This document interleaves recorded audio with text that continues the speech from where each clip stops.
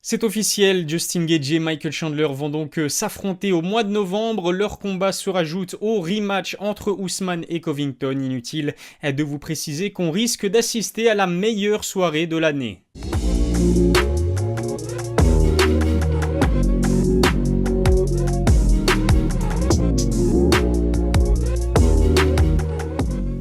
Salut à tous, c'est Ilyes, on se retrouve aujourd'hui pour une nouvelle vidéo. Justin Gaethje et Michael Chandler, c'est enfin officiel. Après plusieurs mois de négociations, les deux hommes se sont enfin mis d'accord verbalement. Selon le journaliste Brett Okamoto, eh bien, ils vont s'affronter lors de l'UFC 268 le 6 novembre au Madison Square Garden. L'annonce a fait l'effet d'une bombe, absolument tous les fans de sport de combat attendaient avec impatience une confrontation entre ces deux hommes. La raison, elle est plutôt simple, ni Justin ni Michael n'ont pour habitude de retenir leur coup ou d'aller jusqu'à la décision. On peut donc s'attendre à une explosion de violence pour ce duel au sommet.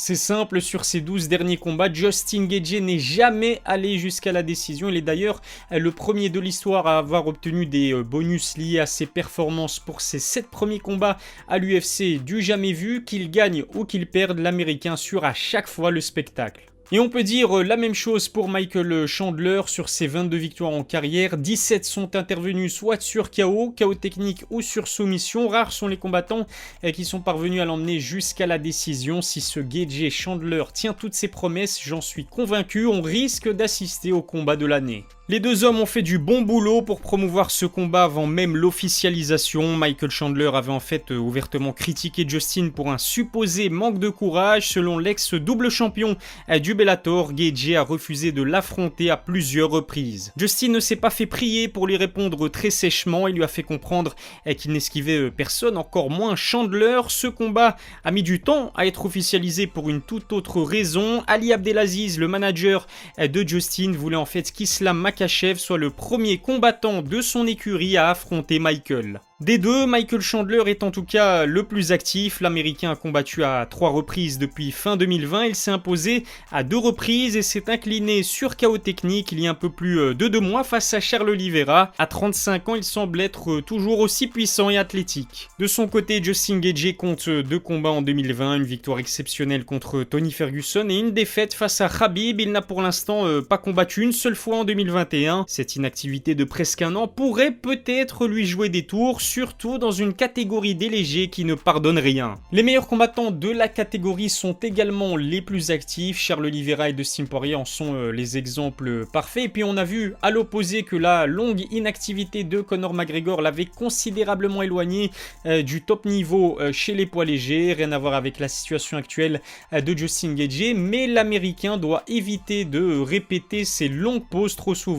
D'autant plus que le cardio de Gaethje lui fait parfois défaut. On a vu qu'il avait du mal face aux combattants à pression. Dustin Poirier et Khabib doivent par exemple leur victoire grâce à cette stratégie qui a fini par l'exténuer. Michael Chandler aime lui aussi presser constamment ses adversaires contre la cage. Cela pourrait lui rendre service le 6 novembre. Encore faut-il que Chandler survive aux 2 premiers rounds. Je pense qu'il a un meilleur cardio, mais la question sera de savoir si son menton est finalement assez solide pour résister à la puissance de Justin. Les 2 combattants se sont déjà inclinés sur KO ou KO technique lors de leur carrière, mais à ce petit jeu, je pense que Gaethje est plus solide. Les kicks pourront également être déterminants dans ce combat et on sait tous à quel point Justin Gaethje est un véritable monstre en la matière. Si Chandler n'est pas prudent, sa jambe d'appui risque de passer un sale quart d'heure. Les leg kicks permettront également à Justin de tenir son adversaire à bonne distance au risque de se faire punir. Justin et Michael sont réputés pour avoir de solides backgrounds en lutte. Ils sont tous les deux passés par le très haut niveau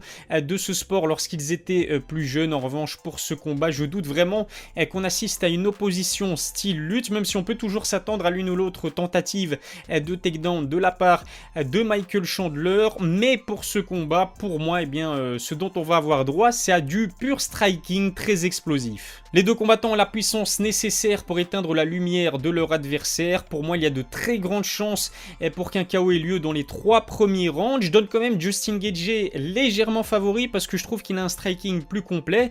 Et puis ces takedown defense qui sont tout simplement excellentes lui permettront d'éviter d'aller au sol face à un adversaire dangereux comme Michael Chandler. Justement du côté de l'ancien champion du Bellator, je dirais que le cardio et la puissance brute sont de son côté. J'ai hâte de voir ce que ça va donner. Le vainqueur de ce duel au sommet devrait se voir offrir le title shot dès sa prochaine échéance. Il affrontera certainement Charles Oliveira ou Dustin Poirier. L'américain et le brésilien pourraient se croiser dans un octogone avant la fin de l'année. Comme à son habitude, la catégorie des poids légers nous offre de très belles confrontations. Toujours chez les lightweights, c'est maintenant officiel. Islam Makhachev et Rafael Dos Anjos vont enfin s'affronter le 30 octobre lors de l'UFC 267. S'il parvient à l'emporter, le Dagestanais deviendra un sérieux prétendant au titre à l'avenir. Difficile de dire qui sera champion de la catégorie l'année prochaine. La qualité des combats potentiels est juste phénoménale. Voilà ce que je pouvais dire sur l'officialisation de ce combat qui est l'un des combats que j'attends le plus de toute l'année avec Usman Covington numéro 2. Merci de m'avoir suivi. N'oubliez pas de vous abonner à ma chaîne YouTube, à me suivre sur mes réseaux sociaux, à lâcher un petit pouce bleu si cette vidéo vous a plu. On se dit rendez-vous très vite pour une nouvelle vidéo. D'ici là, je vous souhaite de passer une excellente semaine. Prenez soin de vous.